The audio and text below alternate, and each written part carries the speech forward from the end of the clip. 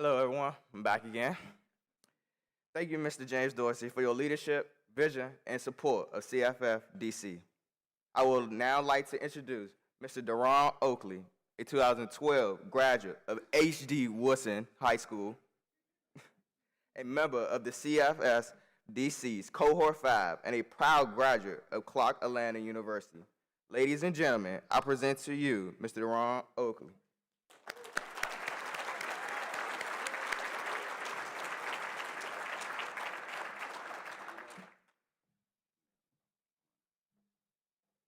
Good morning. I wanna tell this brother I'm proud of him because I watch young men like him get bullied for being they self and being smart and brilliant. And you almost made me cry, man, seeing you come up here and just be yourself and be confident, man. So keep doing what you're doing, and I'm proud of you, man. I'm proud of you, man.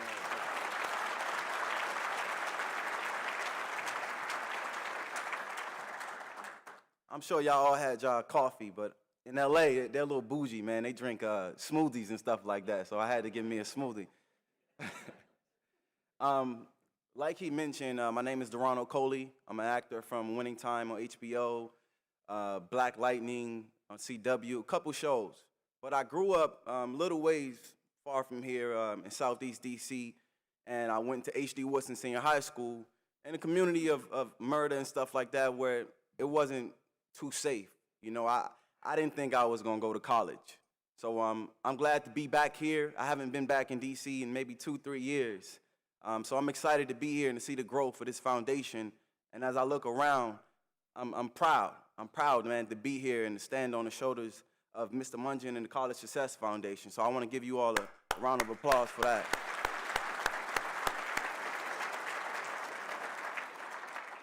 When Mr. Mungeon called me and Mr. Lester called me, I was actually in New Orleans filming a show. And I usually stay isolated when I'm filming because it can be distractions.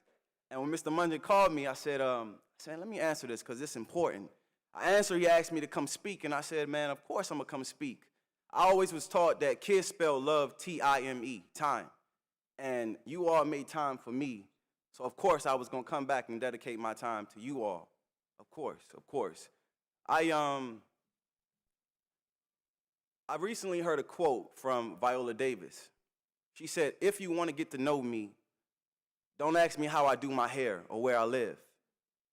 Ask me what I live for, or better yet, ask me what's getting in the way of what I live for. Growing up in Washington, D.C., the one thing that got in the way of what we live for is opportunity. Still to this day, it's always opportunity. So when you ask, how did a young kid like myself from Washington, D.C. get to Hollywood, it was this foundation. This foundation gave me my first spotlight on TV. When I was 4 years old, I wanted to be an actor, but there was no opportunities in my area. There was no theatrical programs in my middle school, in my high school. I wasn't supposed to get this far, to be honest with you. I found an audition that was in Virginia. It was for Disney Channel. I went out there, I did the audition. To be honest with you, I didn't do well. They told me I probably should find something else to do. Just being real. And I was nervous. My parents was in the room. So I took that to heart. I started going full-time with sports and education. And when I got to middle school, I joined a youth development program called Best Men.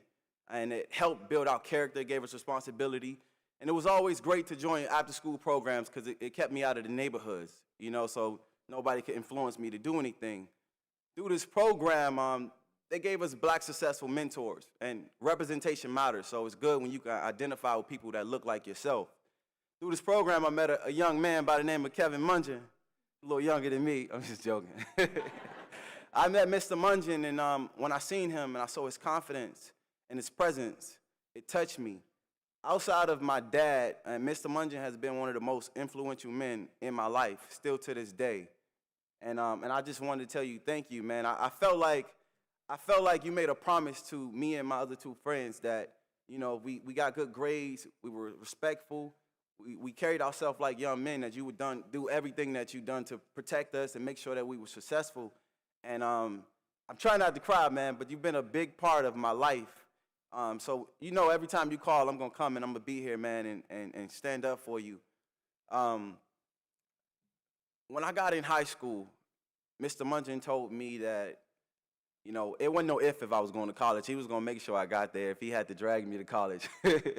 When I got to high school, he told me about the College Success Foundation and how that I wouldn't have to worry about money to go to school. He told me just apply for the Achiever Scholarship. I said, what's that? It was a scholarship to, help you out because, I'm the second one in my family to go to college. I didn't see a lot of people that went to college. So I was like, okay, let me apply. I didn't know if I was going to get it. I was praying that, he helped me out, which I know he was. So I got the scholarship. I got SAT prep, college credits. I went to a couple universities, saw some tours. And to be honest with you, when I got on them tours, I saw some beautiful women.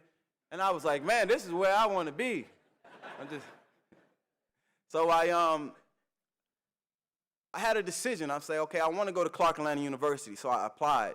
But I also wanted to go to an acting institute because I didn't have any acting experience. So I applied to both. And my 11th grade year, I get a phone call from Mr. Mungin.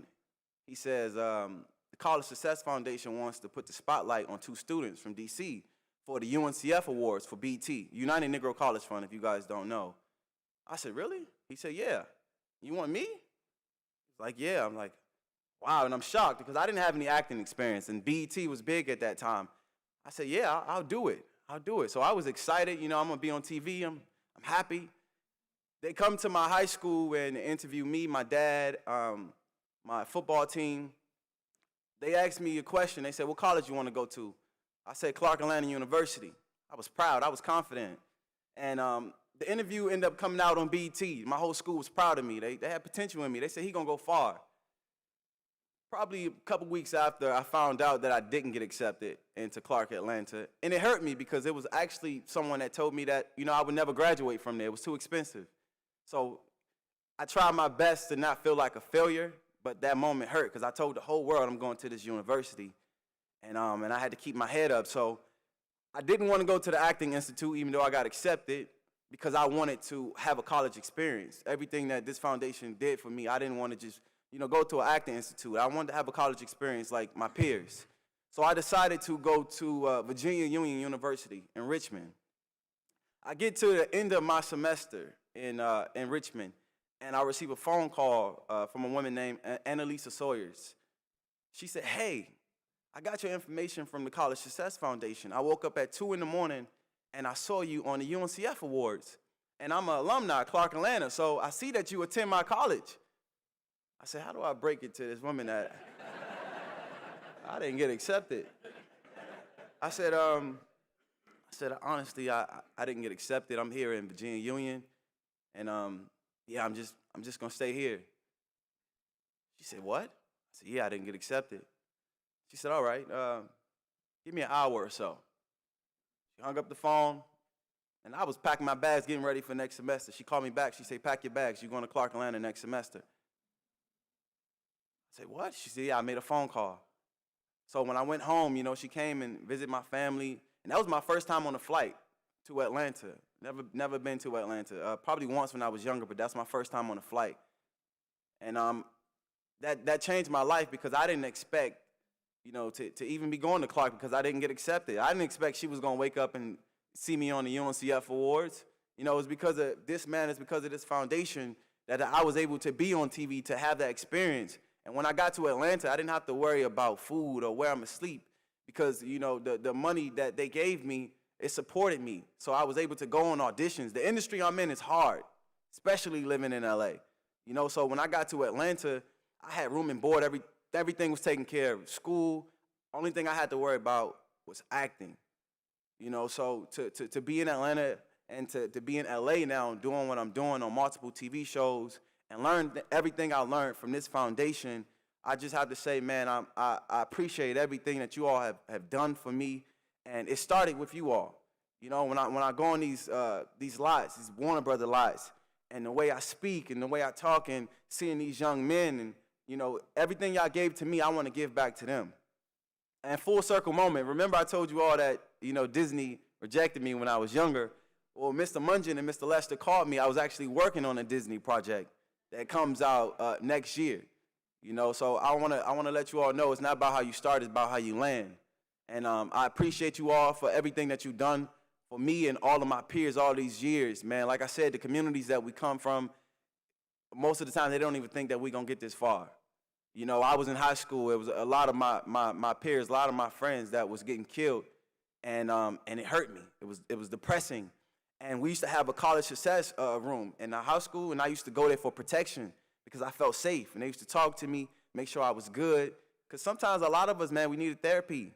And after school programs, the tours that we went on, it got us away from our neighborhood so we wouldn't get involved in anything like that. You know, so it's because of education. I met the College Success Foundation, and if it wasn't for them, I wouldn't be in Hollywood. It would be no me. You know, it would be no us, you know, like my brother Ramsey right there. So I just want to thank you all from the bottom of my heart for listening to my story and supporting this foundation that I've been a part of for all my life, man, and I'll continue to come back every year if it takes that. I appreciate you all. Thank you for the time.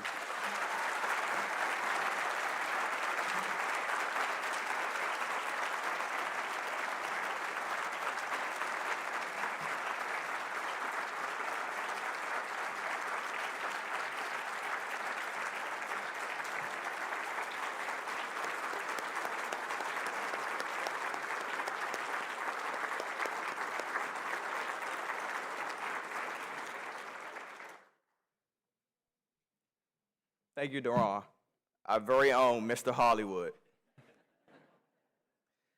Ladies and gentlemen, each year, CSF DC produces a video that tells the story of who we are, what we do, and the success of our students achieve. This year is no different. Ladies and gentlemen, please sit back, relax, and enjoy.